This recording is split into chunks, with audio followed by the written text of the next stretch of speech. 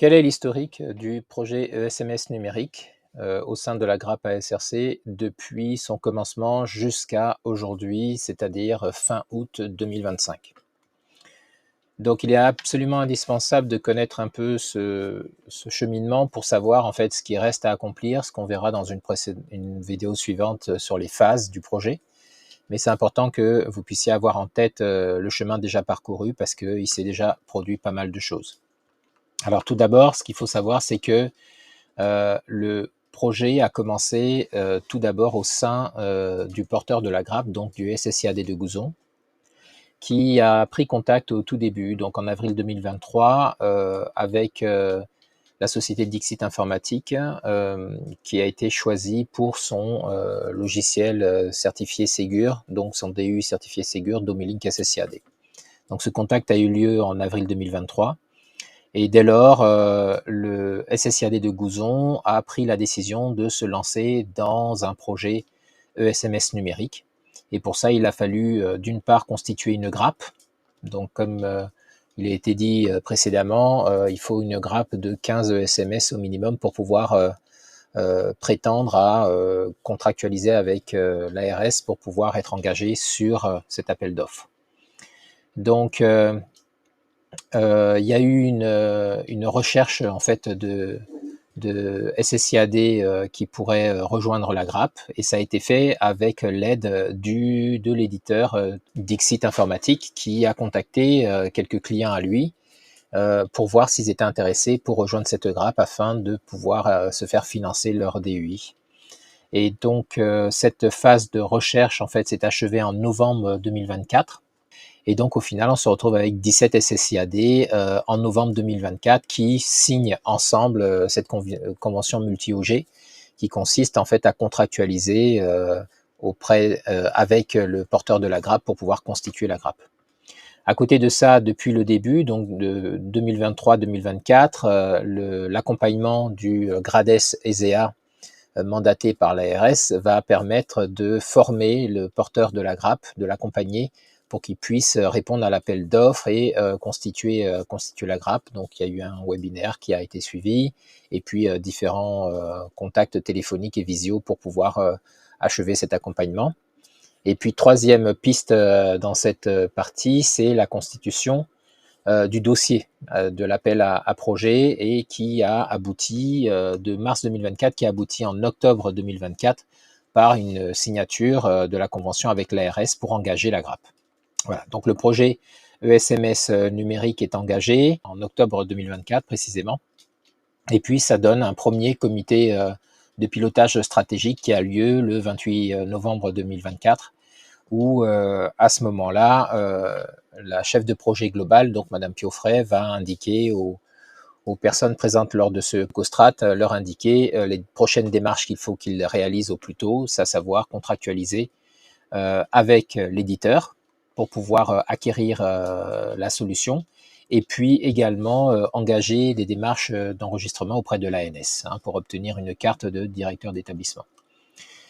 Donc fin décembre 2024, la contractualisation de tous les ESMS de la grappe avec Domilink est actée, et le projet est validé et débute officiellement en janvier 2025. De là va suivre 3 actions principales. La première, donc, c'est que chacun des établissements de la grappe doit s'enregistrer auprès de l'ANS pour obtenir une carte de directeur d'établissement.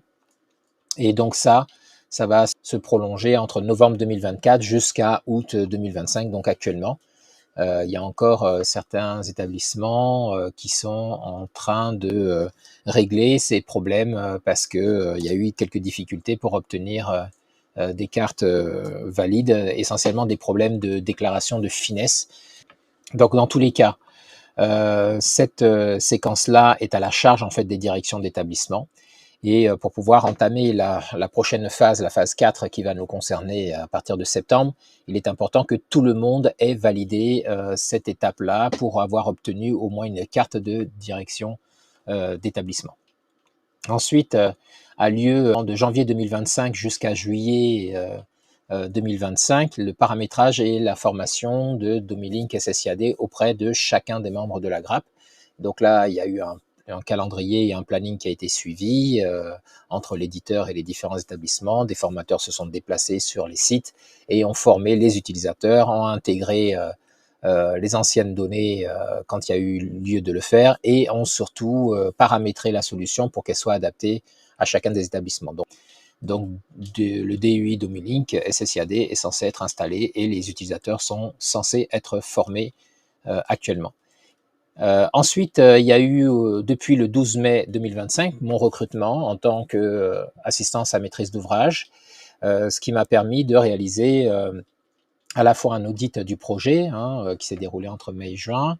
Ensuite, j'ai été présenté à la GRAP lors du comité stratégique de pilotage le 2 juin 2025, l'occasion de présenter mon profil et ma mission. Et puis ensuite, je me suis livré à la définition, la planification du projet, le choix d'un scénario optimal qui permette à tout le monde de pouvoir atteindre ses objectifs avec un effort minimal, étant bien conscient qu'une des contraintes sur ce projet, c'est la durée qui nous est donnée et surtout le fait que ce projet ESMS numérique est censé nous permettre d'intégrer de nouveaux éléments dans la culture de chacun des SSIAD et que ça prend plusieurs mois. Donc là, il s'agissait d'essayer de trouver un chemin qui soit praticable par tous et qui permette à tout le monde de valider le projet d'ici la fin. Donc cette réflexion, je l'ai menée et j'ai été également en discussion avec la chef de projet global, Madame Piofray, et puis on a dressé ce scénario optimal. Ensuite, il y a eu le comité stratégique le 15 juillet 2025 où là, on a présenté donc la gouvernance, comment le projet va être piloté et le planning du projet.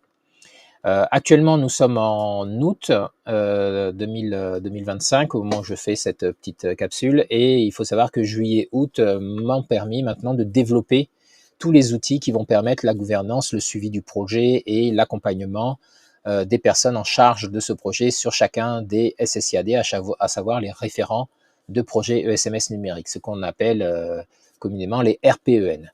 Donc actuellement, c'est ce kit pour la formation des RPEN est en train d'être achevé. Il sera envoyé par email à l'ensemble des RPEN, donc des représentants référents projets qui m'ont été déclarés par email, tel que ce que j'avais demandé lors du COSTRAT en question. Donc, si vous n'avez pas encore déclaré tous vos référents projets, merci de m'envoyer ça avec donc un nom, un prénom, une adresse email et éventuellement un numéro de téléphone afin que je puisse envoyer le kit de formation pour les différentes personnes qui sont en charge de ce projet. Je rappelle qu'il en faut au moins 2 par établissement afin de garantir une continuité.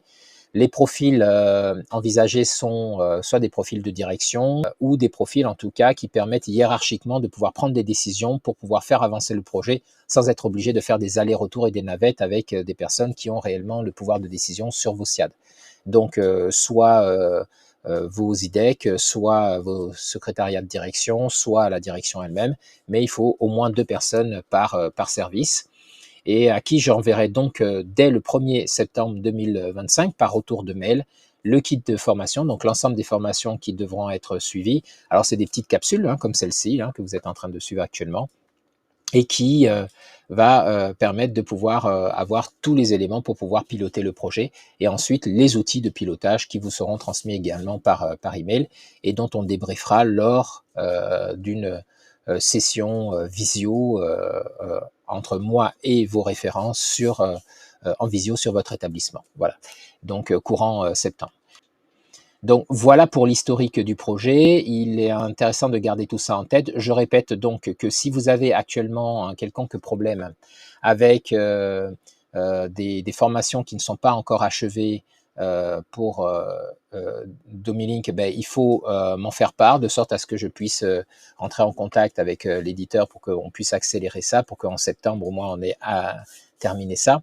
Il faut aussi que si vous avez des problèmes pour obtenir votre carte de directeur d'établissement et les autres cartes d'ailleurs, si vous avez commencé les démarches, que en fait vous puissiez revenir rapidement vers moi, que je vous mette en lien avec Madame Lopez pour régler ce problème. Madame Lopez, donc, qui est la chef de projet rattachée à GRADES ESEA, qui est mandatée par l'ARS Nouvelle-Aquitaine. Voilà ce qu'il faut savoir sur l'historique du projet. On se retrouve dans la prochaine vidéo sur les différentes phases du projet pour que je puisse vous dresser ce qui nous attend et le scénario optimal qu'on va suivre pour pouvoir achever ce projet en juillet 2026.